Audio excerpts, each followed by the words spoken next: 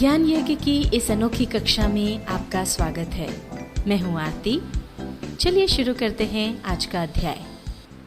Tally के इस अध्याय में हम जानेंगे खातों के बारे में। इसके अंतर्गत हम आपको बताएंगे खाते से आशय क्या है, यानी मीनिंग ऑफ अकाउंट, खातों का वर्गीकरण यानी क्लासिफिकेशन ऑफ अकाउंट, और खातों को लिखने के नियम यानी रूल्स ऑफ अकाउंटिंग। खाते से आशय यानी मीनिंग ऑफ अकाउंट किसी व्यक्ति विशेष, वस्तु, संपत्ति, लाभ या आय, हानि या व्यय आदि से संबंधित व्यवहारों का संक्षिप्त रिकॉर्ड हिसाब किताब की पुस्तकों में जिस शीर्षक में रखा जाता है उसे खाता कहते हैं।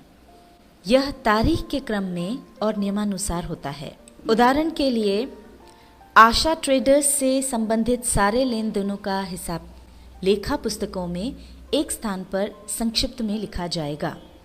उसे आशा ट्रेडर्स का खाता कहेंगे।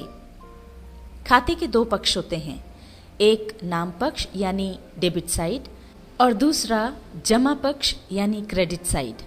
डेबिट साइड लेफ्ट की तरफ होता है और क्रेडिट साइड राइट की तरफ होता है।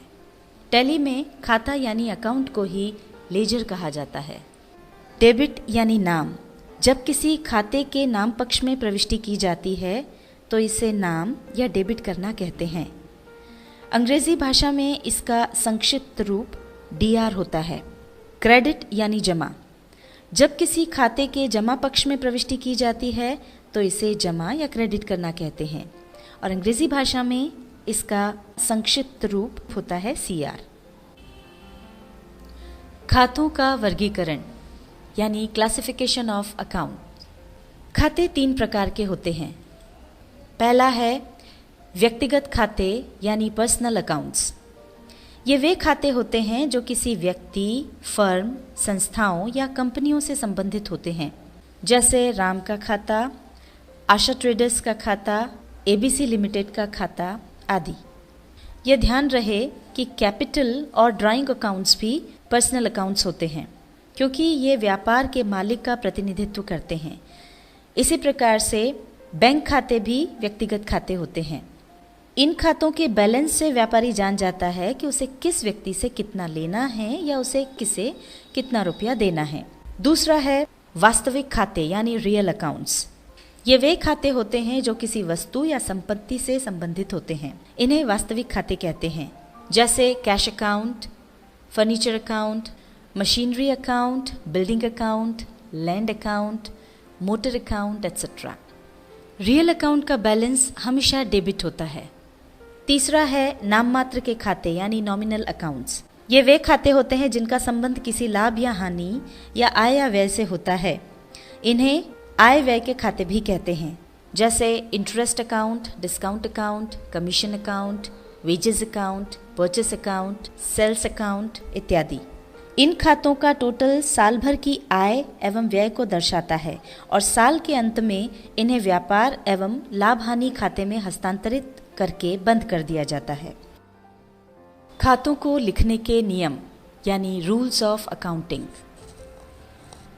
पहला है व्यक्तिगत खाते यानी पर्सनल अकाउंट्स लिखने का नियम।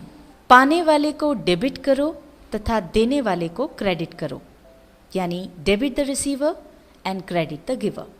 ध्यान रखें, जब भी हम कोई लेन देन करते हैं तो दो खाते प्रभावित होते हैं। आइए इसे अब उदाहरण द्वारा समझते हैं। मान लीजिए हमने राम को 1000 रुपए चुकाए। अब यहाँ पर दो खाते प्रभावित हुए, एक तो राम का अकाउंट और दूसरा कैश अकाउंट जो कि रियल अकाउंट के अंतर्गत आता है। चूंकि राम का अकाउंट पर्सनल अकाउंट है और राम कैश प्राप्त करता है, इसलिए नियमानुसार उसका खाता डेबिट होगा। अब मान लीजिए हमें कृष्ण से 5000 रुपए प्राप्त हुए। यहाँ भी दो खाते प्रभावित हुए, एक तो कृष्ण का खाता जो कि पर्सनल अकाउंट है और दूसरा कैश अकाउंट जो कि रियल अकाउंट है। चूंकि यहाँ पर कृष्ण देने वाला है, इसलिए नियमानुसार उसका खाता क्रेडिट होगा। रियल अकाउंट्स यानी वास्तविक खाते लिखने का नियम। जो वस्तु व्यापार में आए उसे डेबिट करो और जो वस्तु व्यापार से जाए उसे क्रेडिट करो, यानी debit what comes in and credit what goes out. Personal accounts के उदाहरण में जैसा कि हमने बताया था कि राम को हमने 1000 रुपए चुकाए, यानी कैश बाहर गया, इसलिए कैश अकाउंट क्रेडिट होगा। इसी प्रकार कृष्ण से हमें 5000 रुपए प्राप्त हुए, यानी कैश आया, इसलिए यहाँ पर कैश अकाउंट डेबिट होगा। पर जब सौदे के दोनों पक्ष रियल अकाउंट्स वाले होते हैं तो आने वाली वस्तु या संपत्ति का खाता डेबिट होगा और जाने वाली संपत्ति या वस्तु का खाता क्रेडिट होगा। जैसे हमने 1000 रुपए का नगद फर्नीचर खरीदा, यहाँ फर्नीचर आया और कैश गया, इसलिए फर्नीचर अकाउंट को डेबिट और कैश अकाउंट को क्रेडिट किया जाएगा। नाम मात्र के खाते यानी नॉमिनल अकाउंट्स को लिखने का नियम: व्यय एवं हानियों को डेबिट करो तथा आय एवं लाभों को क्रेडिट करो, यानी debit the expenses and losses and credit the income and gains. उदाहरण के लिए हमने 1500 रुपये नकदी वेतन चुकाया। यहाँ पर 2 खाते प्रभावित हुए, एक तो सैलरी अकाउंट जो नॉमिनल अकाउंट है और दूसरा कैश अकाउंट जो रियल अकाउंट है। इसलिए एंट्री करते समय दोनों खातों के नियमों का ध्यान रखा जाएगा। सैलरी चूंकि एक प्रकार का खर्चा है और यह नॉमिनल अकाउंट के अंतर्गत आता है, तो जैसा कि नॉमिनल अकाउंट का नियम है खर्चे और हानियों को डेबिट करो, तो सैलरी अकाउंट डेबिट होगा। और कैश अकाउंट रियल अकाउंट के अंतर्गत आता है और जैसा कि रियल अकाउंट्स लिखने का नियम है कि जो वस्तु व्यापार से जाए उसे क्रेडिट करो, और चूंकि यहाँ पर कैश गया है इसलिए कैश अकाउंट को क्रेडिट किया जाएगा। टैली के इस अध्याय में हमने जाना खातों के बारे में। इसमें हमने आपको बताया खाते से आशय क्या है, यानी मीनिंग ऑफ अकाउंट, खातों का वर्गीकरण यानी क्लासिफिकेशन ऑफ अकाउंट, और खातों को लिखने के नियम यानी रूल्स ऑफ अकाउंटिंग।